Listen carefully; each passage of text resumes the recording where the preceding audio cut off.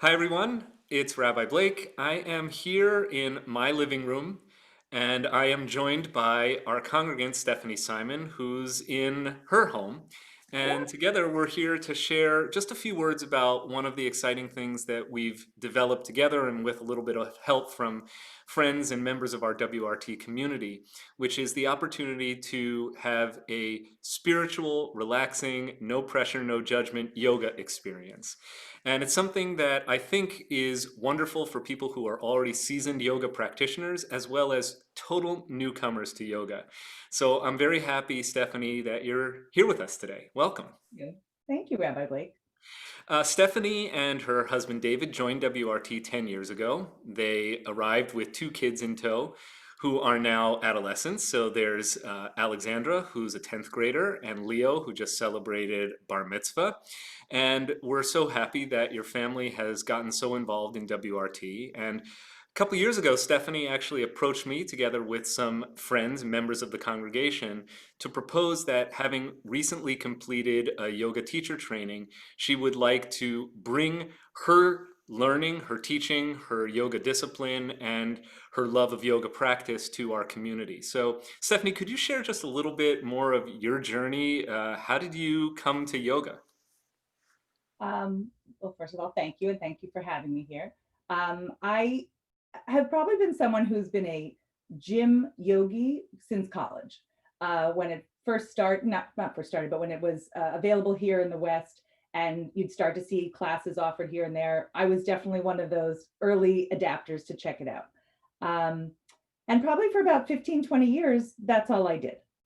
That said, I also in college was very interested in exploring just different ideas and was willing to go to a Buddhist meditation or go to a Hindu celebration or find different outlets where there were different people on my college campus who were offering different ways of prayer and meditation and community.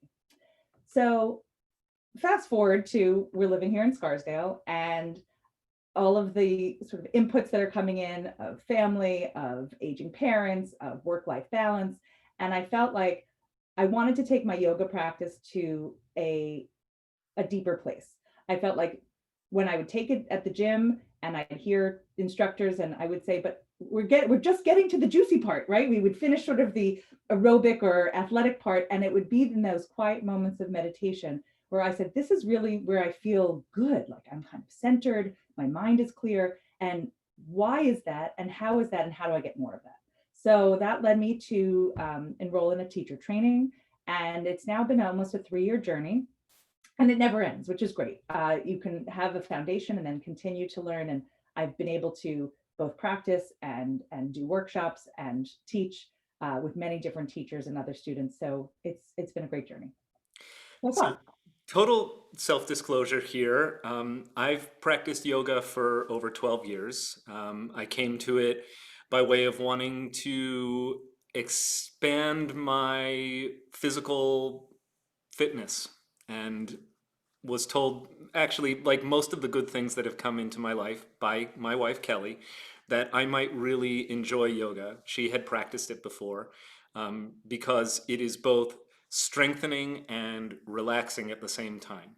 That Yeah. you can be both intensely focused on what you're doing on your mat, and at the same time, your mind is not intensely focused on all of the things that often promote anxiety and what have you. I How was do going to, you, I think I mean, one of the, what do you find it does for you? What are the benefits? oh, I was going to say, I feel like one of the first things that we learned in maybe day one of teacher training that has stuck with me and that I use even everywhere, standing in line at the grocery store, sitting in line at the car for school pickup, is this concept that in our mind, in Hindu, the word is vritti, right? We have these like vibrations, these waves of thoughts that come into our mind. And the goal, one of the goals of yoga, of your physical practice, is to be able to be so focused and so in tune with the alignment and what you're doing with your physical body that it can allow all of those little waves to quiet down so that ultimately you get to a place where your mind is so focused, kind of that being in the flow, literally, as we call it, right? When you're doing a task, or when you're so focused on something, or you're so enjoying something, that all those other small thoughts, all of those little vritti that keep coming in to try to pull you away from the task at hand, do seemingly go away for a short while. And I feel like that was that place that I got to. Like I said, I get to the end of a class and be like, I want more of this.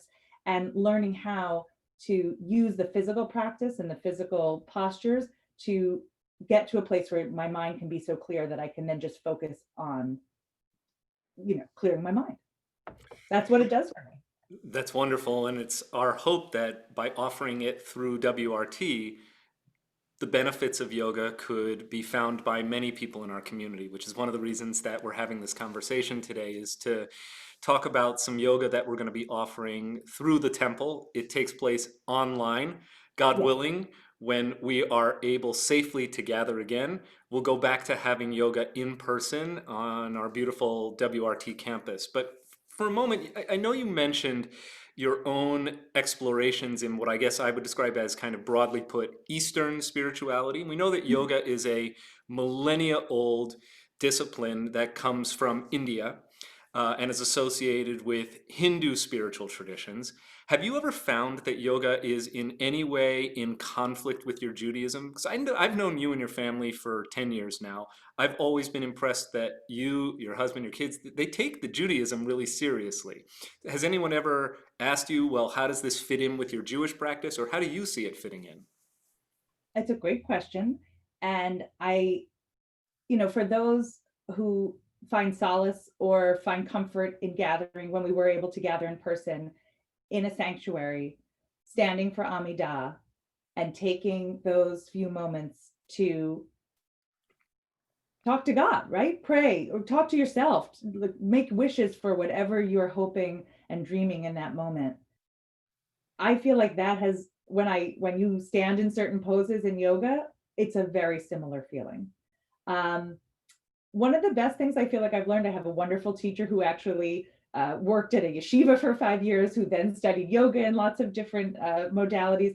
And the best way that she described it was that yoga and Judaism and your secular approach to life, they're all layers. It's like we're a transparency. And it's not like one has to, diffuse another. If anything, you can start to see the similarities as you lay these building blocks on top of one another. So I haven't coined the term yet, if it's out there, but yoga to me is really the combination of the beauty of, where Judaism talks about living in the here and the now and doing good things on earth while we are here, the beauty of nature, so much of the exploration of one hero's your journey, and then how you interrelate with your community and the wider world around you. I feel like so much of that dovetails beautifully with the teachings of yoga. And in the same way you can think about those dichotomies I was talking about earlier, holding two things in balance, to on one hand say, like, I am the center of my universe, but at the same time I am just one small speck in the wider universe. And being able to hold those two things in concert with each other, I think, is a tenet of Judaism, right? Like to love thyself, but also to love thy neighbor. So I think there's so many wonderful similarities and wonderful threads we can pull from both teachings to weave a wonderful story. I will tell you that Cantor Kleiman and I are presently enrolled in a 2-year multidisciplinary program in clergy leadership offered by the Institute for Jewish Spirituality. And by multidisciplinary, I mean that our routine when we are together on retreats, which happen every 6 months, we are engaged in meditation, in the discipline of silence, of holding our silence and eating meals communally but silently, in the study of sacred texts, and also in yoga. And yoga comes after our morning prayers. So we sit in a circle, we chant and we pray together using Jewish texts, Jewish melodies. And then we also get to move our bodies in space, pay attention to our breathing. And the Institute for Jewish Spirituality is aware that our yoga can actually enhance our Judaism and does not detract from it, or as you say, diffuse it, that they're Right. actually complementary in a very deep way. Yeah. So it's another reason that I like to assure people that by participating in yoga, I love yoga, you should get on that copyright really fast. People can actually have a deepened and more dimensional experience of Judaism. Yeah. So let's talk about what we hope for December 12th, because you've offered to lead our community through a family-friendly candlelight yoga that will end with a little bit of Havdalah. I look forward to joining you. We're holding this at 4 p.m. on Saturday, December 12th. I'll be part of it. It's all over Zoom. What would you say to anyone in the community? What about somebody who's never done yoga before? How are you going to get everybody to feel comfortable with this offering? Well, I mean, I do yoga with my children, and I have done since they were young. And I feel like children are actually the most open to the concept, because so many of the poses represent either animals or flowers and trees and things in nature that they can relate to. But also a lot of it is for parents and grandparents and who want to participate. We're going to keep the physical practice something very accessible for everyone. Really more of a great afternoon stretch, if you want to think of it that way. And the beauty of being able to be on Zoom, while it would be so wonderful to be in person, is we can have the room open to as many people as want to join. So I have personally found, especially as you know, we've had different holidays in the last few months, gathering with my family, my extended family, over Zoom across different time zones and different locations. When we've had a common reason to gather, it's made it a little bit more substantial than just logging in and a quick hello. So this could be a wonderful way for people to invite their grandparents or aunts and uncles who may not live nearby to say, let's all log in together and we can see each other in the little boxes, and know that we've experienced it. So then when we talk afterward, to have shared a little bit of Hanukkah and the spirit of the holiday together. That's right. It's going to take place on the Shabbat in the middle of the Hanukkah week. And I'm really excited to join you for this afternoon celebration of Hanukkah, meditation, contemplation, yoga. I've studied or I've taken Stephanie's yoga sessions before, and I'll tell you, not only is she a wonderful guide and practitioner in yoga, but she also offers such a gentle, compassionate, and insightful perspective on Judaism and spirituality. My role will be to do the yoga along with her, along with all of you who choose to join. If you're a little self-conscious or you're new to yoga, you don't have to keep your camera on. Nobody's going to be peering into your living room. Yoga is that kind of discipline where you actually get so absorbed in what you're doing that all of the other stuff that's distracting you really gets tuned out. And I think a lot of us need more of that these days. So, and after we do our physical practice together, which is also a spiritual practice, I'll feel blessed to share a few thoughts about the season with the congregation. We'll conclude with the lights of Havdalah and the lights of our festival Chanukah, or Hanukkah menorah. I think it's going to be a wonderful afternoon experience together on Saturday, the 12th of December. Stephanie and I both really hope that you will join us.